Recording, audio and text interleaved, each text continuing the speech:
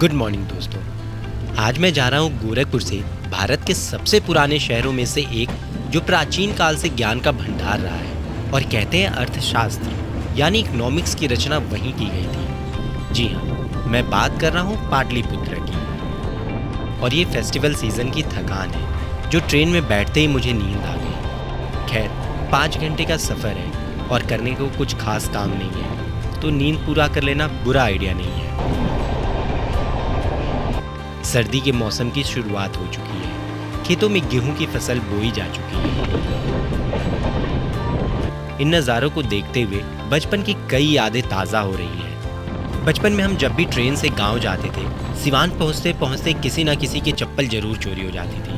और फिर तौलिया या रुमाल रखकर सीटों को छेकना, स्टीम इंजन की सीटी और छुक छुक की आवाज़। कभी कभी लगता है मैं बहुत लकी हूँ जो ऐसे दौर में पला बड़ा जहाँ इंडिया के साथ साथ मैंने भारत को भी देखा है और जिया है। आज ट्रेन में भीड़ नहीं है, ज़्यादातर सीटें खाली हैं। लग रहा है आज बचपन वाले कोई इंसिडेंट्स रिपीट नहीं होंगे। चलिए हम भी घर से लाया हुआ लंच कर लेते हैं।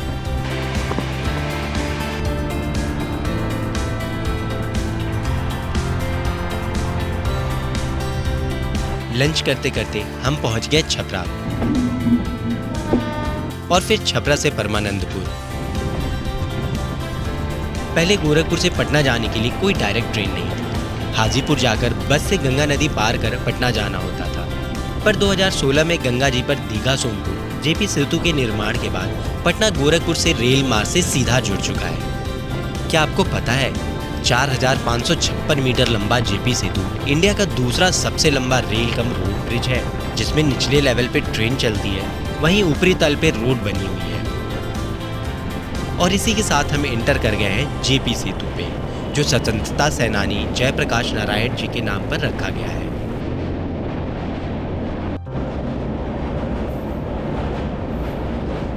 नीचे देखकर किनारे खड़े होने पर डर लग रहा है।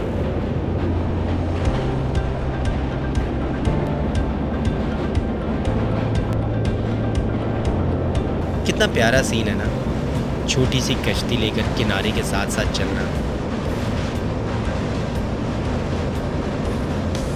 अगर ट्रेन थोड़ी लेट हो जाती तो यहाँ ट्रेन से ही सनसेट के नज़ारे देखने को मिल जाते। दोस्तों अब हम क्रॉस कर रहे हैं गंगा नदी की मुख्य धारा को, जिन्हें हम आदर से गंगा मैया भी कहते हैं। गंगा जी का उद्गम उत्तराखंड में गौमुख से होता है और 2510 किलोमीटर का सफर करके बंगाल की खाड़ी में ये सागर से मिलता है। सच में काफी रोमांचक है इस ब्रिज से गुजरना। अगर वक्त मिला तो कल सुबह हम दोबारा इस ब्रिज पे आएंगे। मैं पहुंच गया हूँ पाटलिपुत्र, जो पटना शहर का एक सबअर्बन स्टेशन है। यहाँ से दोस्त ने रैपिडो बुक कर रखी है। बाइक तो 2 मिनट में आ गई, पर भैया जी का हेलमेट देखिए और फिर मेरा हेलमेट देखिए। एक तो साइज बहुत छोटा है, दूसरी तरफ पूरी तरह फटा चिटा है। खैर लुक की ऐसी तैसी कराकर मैं पहुंच गया हूँ अपने दोस्त के घर। यह है मेरा दोस्त उज्जवल। सॉरी गलत पिक आ गई। नहीं सपेरा नहीं है। ओहो इसमें पिक क्लियर नहीं है। ना ये भी नहीं। ये है मेरा दोस्त उज्जवल, मस्त बिंदास। इसको दुनिया में बस एक चीज़ चाहिए। वैसे इससे चंडीगढ़ में कॉलेज के दौरान फर्स्ट ईयर में मुलाकात हुई थी। उज्जवल और रवीश दोनों पटना से हैं। रवीश वो जिसकी इंगेजमेंट में मैं आया हुआ हूँ। वहाँ 2-4 दिन में ही हम दोस्त बन गए और फिर चंडीगढ़ में हम फ्लैट लेकर तीनों साथ रहने लगे। मंडे से फ्राइडे कॉलेज एंड खूब सारे असाइनमेंट्स एंड सबमिशंस करते थे और फिर सैटरडे एंड संडे चंडीगढ़ के आसपास की ऑफबीट डेस्टिनेशंस को एक्सप्लोर करते थे। खूबसूरत नज़ारे, पहाड़, पानी, ट्रांस और आग, जहाँ चारों की व्यवस्था बन जाती थी वहीं कैंपिंग कर लेते थे।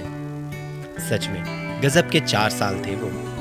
जो लाइफ हमने देखी और शेयर की है ना, वो शायद लाखों में कोई एक जीता है। वो नोकिया 6600, N72 और ऑर्कुट का ज़माना था। सो आज मेमोरीज़ के नाम पर पिक्चर्स तो बहुत हैं, पर वीडियोस 10-20 ही हैं, वो भी बेहद ख़राब रेजोल्यूशन की। एक ना एक मछली तो जरूर आएगी।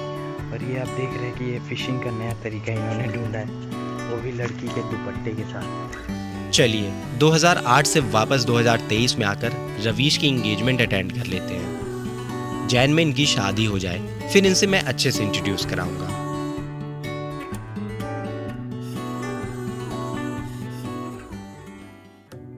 Good morning everyone. हम आ गए हैं NIT घाट। वैसे रात में 3 बजे सोने के बाद मुझे उम्मीद नहीं थी कि हम सनराइज देखने आ पाएंगे, but finally we are here.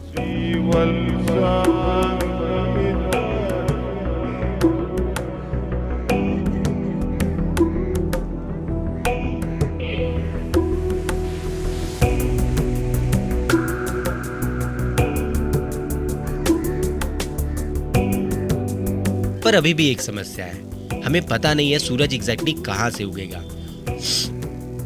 और घाट के सामने का व्यू मरीन ड्राइव और फेरी सर्विस से ब्लॉक हो रखा है।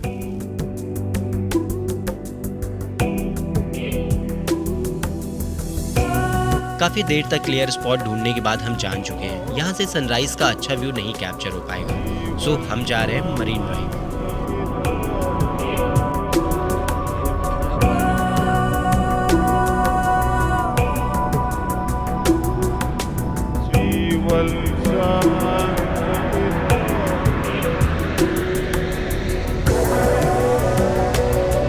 आकाश की लालिमा देख अंदाजा होने लगा है सूर्योदय कहाँ से होगा। पर अभी हम जहाँ हैं और ये रोड जिस डायरेक्शन में स्थित है, सूर्योदय के समय पानी में बनने वाली रिफ्लेक्शन को हम कैप्चर नहीं कर पाएंगे, तो हम जा रहे हैं JP सेतु।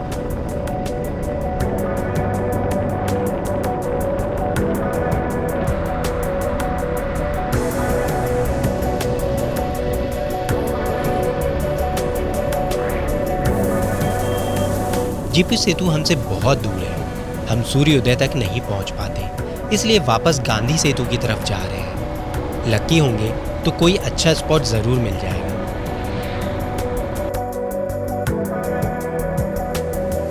जब हम घाट पर थे तब उज्जवल कई नाव वालों से रिक्वेस्ट किया बीच नदी में ले जाने को, पर तब कोई रेडी नहीं हुआ।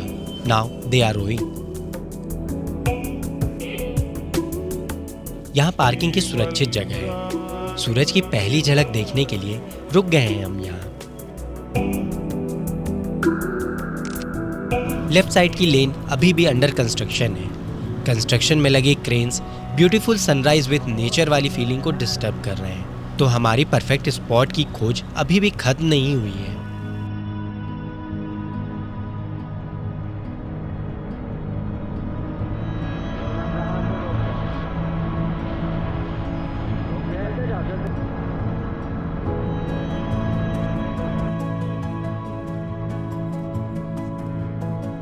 और फिर 6-7 किलोमीटर चलने के बाद ये जगह मिली है।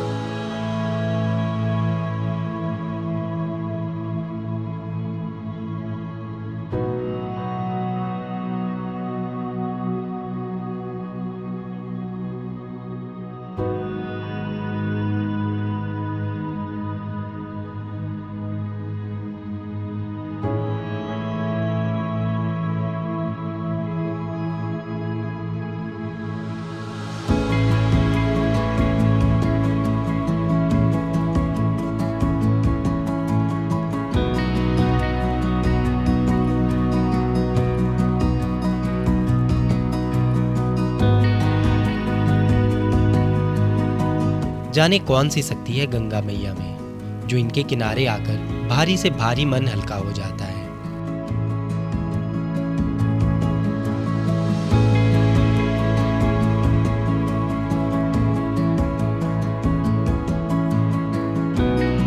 इस सनराइज की सबसे खूबसूरत बात जानते हैं क्या है? 3 दोस्तों की दोस्ती जो 15 साल बाद भी नहीं बदली है। अनगिनत सनराइज देखने के बाद आज फिर साथ